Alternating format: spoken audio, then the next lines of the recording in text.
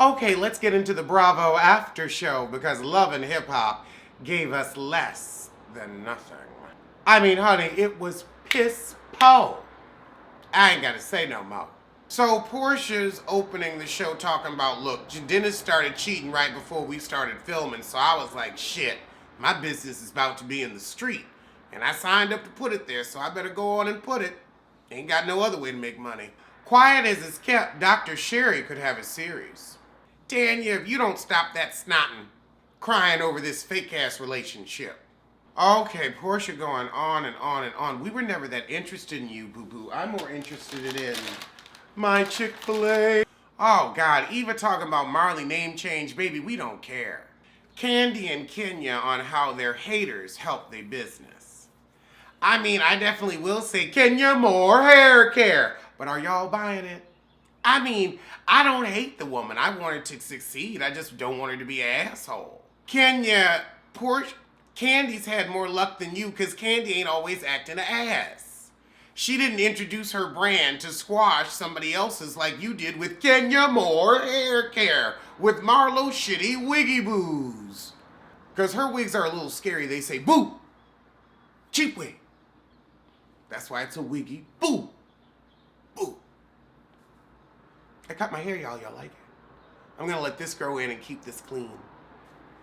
I have nothing else to do. And neither do you. Jeez, Kenya, you've been working on your hair care since season 8 and it's season 12 and it's finally out. I mean, at least you got your shit out before charade, but that was a long time coming. Water in a bottle. It is delicious. Girl, that Chick-fil-A is hitting like 1-2, 1-2. That Chick-fil-A hitting like K. Michelle getting that first bop. Now we got Marlo with the rebuttal. First of all, we haven't heard anything about Kenya Moore Hair Care until very recently, and she's correct. Nene said, I haven't heard about it. I don't care to hear about it. Nene said, well, Kenya, you have edges. I need somebody who doesn't have edges and can grow their edges back. At least Nene knows what she needs. She's like, look, I'm edgeless, so I need to know where I can get an edge from. You already have edges, so you can't help me. I'm an edgeless wig fool. I'm an edgeless fool. A straw-haired fool. A wide-backed fool. Has Kenya Moore changed? I hate to say it, but I think she was genuinely unhappy this season.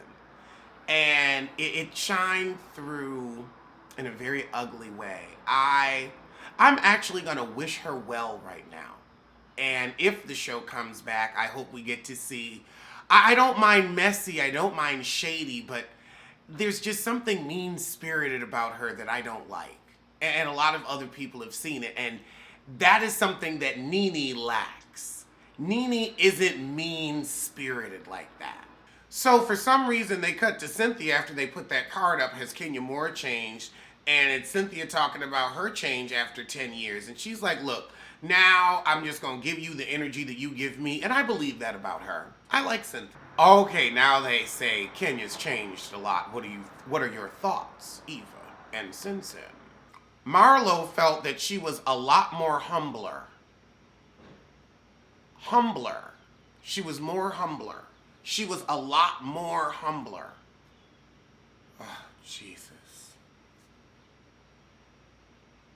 See, I'm sorry. I don't believe she was ever fucking a billionaire. Not walking around saying things like she was a lot more humbler. I don't see you going to dinner with a billionaire say, well, girl, she's a lot more humbler. I don't see that. I see her ass getting one of them scratch-off tickets at a South Carolina drive-thru when she was in Myrtle Beach, claimed the ticket in South Carolina, had a friend's address, used a friend's address to get the ticket in South Carolina. You can win the lotto and nobody will ever know because you don't have to say nothing. And that's where she got her coin. I'm sorry, you are not in high society walking around talking about, ooh, she's a lot more humbler. Oh my God, Eva, what Kool-Aid you drinking? You gonna say, Cynthia, aside from you, Kenya is the coolest in our circle?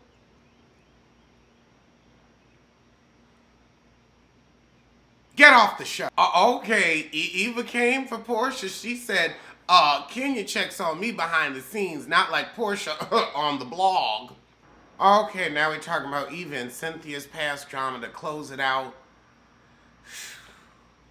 This is a yawn. And Angela yawned. God, Eva, I went home and cried that night. I don't care. I don't care. That's enough. That was the sorry little after show. I'm going to see you soon for something.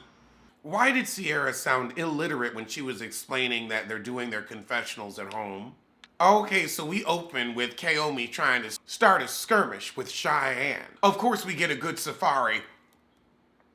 Cheyenne really wants to smoke with Kaomi, but oh Lord, Scrap is helping Kaomi with his music. Bam better be there looking over his shoulder. Oh, it's the other Scrap. But what the hell does he know about music? Okay, so now Cheyenne's looking at her brother and he's like, well, what the hell am I supposed to do? Oh my God, you were crying over a goblin-like shooter? Girl, you wasting your tears. My feelings is hurt. It's a damn shame. Erica, I don't give a shit about you or your baby. Back at Pigeon Forge with the birds. Oh God, Carly and Shit Era are gonna have a sit down. Oh Lord, that crown tattoo she has right above her breast. Oh, that's tacky. And poorly drawn. Oh Jesus, Carly. You never got married and you never had IVF, but I do believe you were cheated on. I kind of forget about the stuff that really mattered. Sierra, you and this hooked on phonics ass voice, I can't. All her life she had to fight. You certainly fought with your plastic surgeon to get a tennis ball in each cheek. Oh, well, Sierra's coming for you, Shekinah, because you're getting in everybody's fucking business.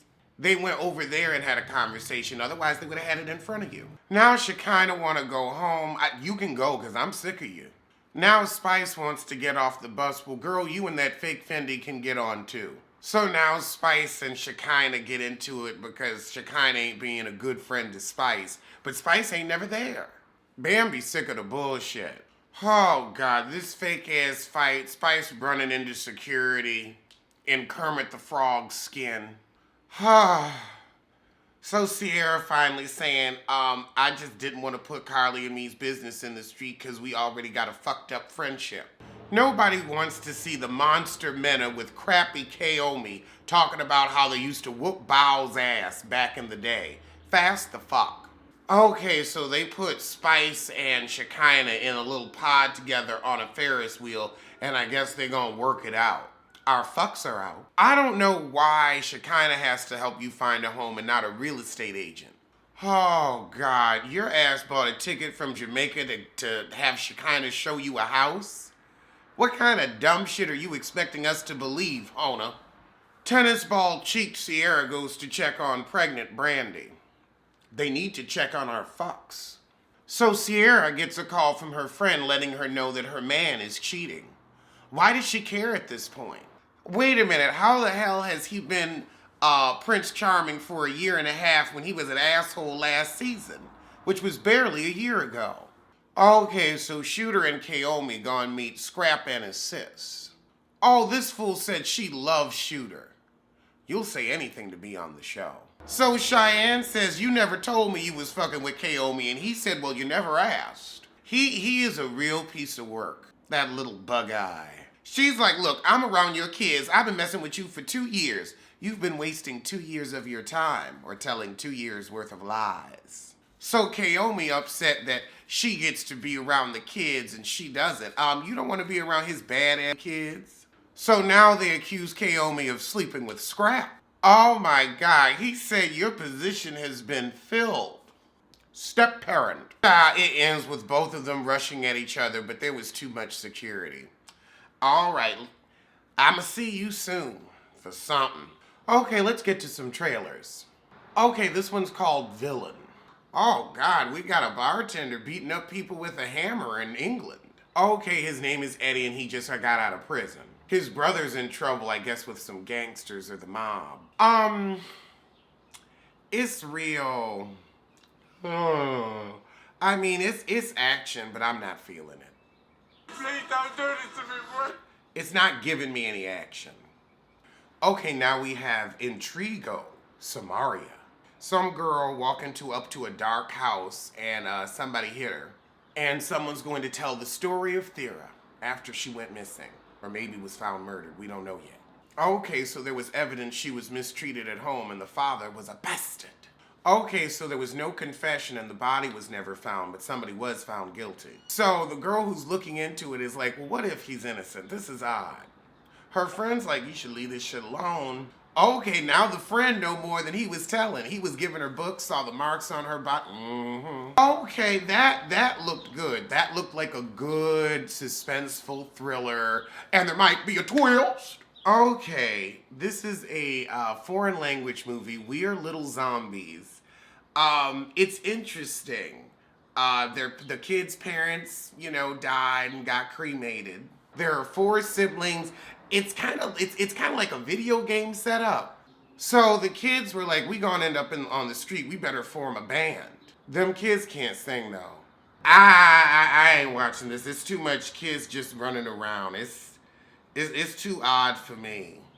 I'll look at Last Train to Busan too, but I ain't looking at this. I saw little zombies. I thought there was gonna actually be zombies. Okay, now this one is Eating Up Easter. Oh, it's about Easter Island. Okay, so we're talking about the issues of globalization on the island. They got too much trash on the island. The island is asking us to become more aware.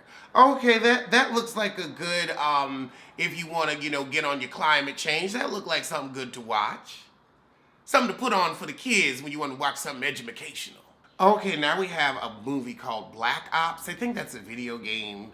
But in 2019, a special ops squad was sent on a mission to retrieve intel and leave no survivors. So they had to kill some girl. Okay, so now the heifer haunting them. They've become cursed.